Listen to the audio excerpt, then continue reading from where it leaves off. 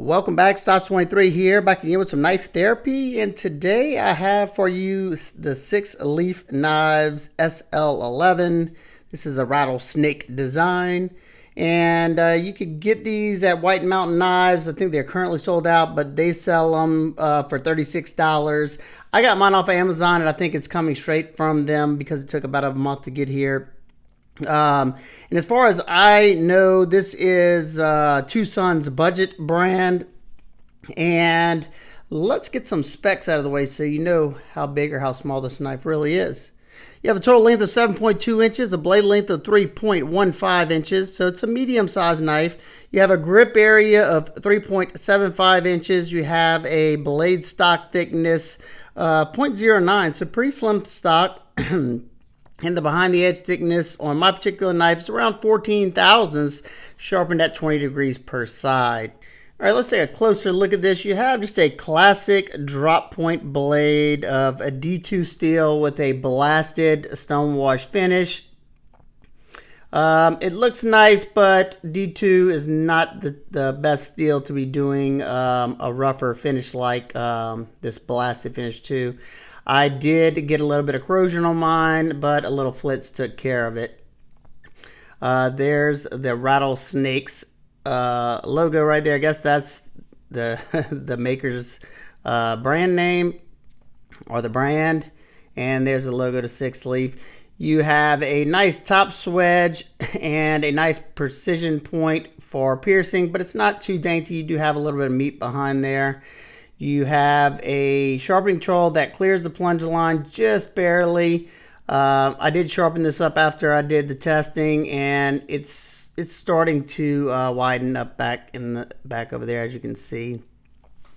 But being that you have this nice high flat grind that comes down to a nice decently thin edge at 14 thousandths, let's check out how well their D2 performs. The knife came to me very, very sharp from the factory, and right away I noticed it was slicing very, very well. That's due to the good edge geometry and the sharpness of the blade. It sliced very well all the way to the end, and light duty cutting like that I found was to be pretty darn comfortable. No problems whatsoever. I'm not exerting a lot of pressure whenever you're cutting cardboard, at least. I did get snagged into the sharpening tool a few times, but wasn't anything to worry about. Then we move on to doing the pine 2x4 slicing, and here we're testing the ergos and how well that edge is still biting. Everything was pretty good with that neutral grip in that handle in the ergonomics department up until I started putting a lot of pressure, and I had a mild hot spot toward the back side of the clip that I just showed. It was biting really deep and making fine curls as well. Definitely the hot spot wasn't anything that I felt like I had to put gloves on, but maybe after prolonged use you would start to feel it bad. Then we move on to the rest of the odds and ends of things I cut up. At this point, the edge was still very, very sharp, passing through materials without any issue. Leather wasn't any problem whatsoever. It has a good defined tip to do those drag cuts, and you have somewhat of a belly up there at the tip to make cutting on the cutting board very easy. Once again, the edge is still good. It's not popping. I mean, it's popping that bungee cord, and it passed through the rubber very, very easily. It kind of shocked me because a lot of times get hung up, especially you have a blasted blade here. I didn't find that it was causing any drag whenever I was cutting through that rubber. The corner cardboard, no problem whatsoever. And then we move on to the denim. Once again, no problem at all. That edge is still very, very nice. Then we move on to the 1/2 inch twisted sisal rope. It's a very abrasive material, and a lot of times, these budget knives are almost dull when we get to here, but as you can see, I'm push cutting and my mind's blown. It's blazing through this. I ended up making 40 cuts and it was effortless. Like I said, that belly made it a lot easier too, just pushing down into that cutting board, keep my knuckles away from that wood. Now we're going to test the edge and watch how good this edge still is, especially up there in the front. Alrighty, I hope y'all enjoyed that cutting footage. I enjoyed making it for y'all. Now let's take a look at the action. You have two different deployment methods. You have thumb studs. They're single-sided because it's pretty close to that line, or you wouldn't better fit another one. And as you can see, you have a protrusion up here with some jimping. So this is a front flipper. I'd say the front flipping action is probably a little easier, mainly because sometimes whenever I'm up on the knife like this and I go to flip it, that tab comes over and hits my hand. Now, being that I've opened it enough, I know to keep my hand back if I'm gonna flip it out. Easy to slow roll it. It has a well-tuned ceramic detent ball, so the action is nice and snappy. And it's not a drop shut, but it is a very smooth knife riding on ceramic bearings.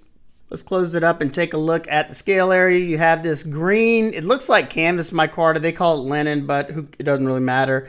It's pretty smooth up here on top, not slippery. You still have some texture.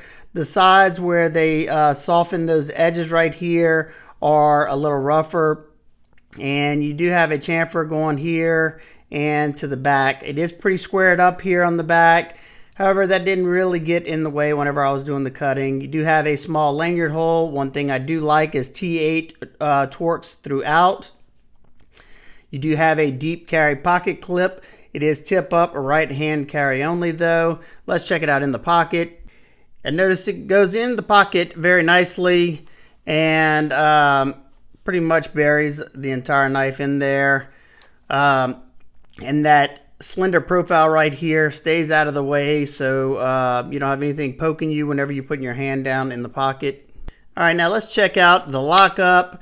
It is a stainless steel liner lock sitting at about, I'd say maybe 50-60%. Rock solid, no movement left or right, up or down. And you have excellent access to that lock bar because it's cut out, and you do have some jimping there, which I don't think it's even needed because you can easily get your thumb right there. The lock bar pressure is okay. It's not super strong or anything. Now let's get a quick weight on it. First in grams, you have 106.5 grams and 3.75 ounces. Definitely light enough for me. They do have some skeletonization in there. Hopefully y'all can see that on the show side scale. And let's see, they do have some, no, they do not have any on the lock side. Quick size comparison, you have the Ontario Wrap Model 1 and the Ontario Wrap Model 2. It's pretty darn close to the Wrap Model 2. It's a little bit bigger than the Wrap Model 2, but that's a good size reference. All right, nitpicks and complaints. I would have loved just to see a regular stone wash, especially being that this is D2, because that'll allow it to corrode easier. Of course, I would have liked to see double-sided thumb studs, but I get it. They were able to keep it nice and streamlined because of, you know, just having that one and doing the cutout here. Also, I talked about it a little bit during the cutting. It was comfortable for the most part, except whenever I really started exerting a lot of force, I did feel the back side of this clip right here. It wasn't terrible, but maybe after a long period of doing something like that, if that's something you do, you may start to feel it. Also, I would have liked to see them around this end out instead of just squaring it off, because it does give you some little points right here. They're not sharp or anything, and I didn't really feel them in use, so I guess it's really not that big of a deal. And lastly, there is no carry option for our lefties. I think you know, that would have been an easy one, just put another screw right there, but you know, it is what it is. So overall value at $35, as well as the steel performed, and as good as the action is, I think it's a decently nice looking knife. Kind of reminds me of, say, like the Kershaw Skyline or so. Very slicey blade, and I'll definitely be trying out another 6-leaf knife just to see if that quality goes on, you know, with all their knives, being this is the only one I've ever owned. So if you have any experience with 6-leaf, definitely let me know down below. If you have any that you like, let me know that as well. And if you have any questions, comments, concerns, please leave them down below. I hope everybody's having an absolute amazing day, and I will see y'all on the next one. Peace.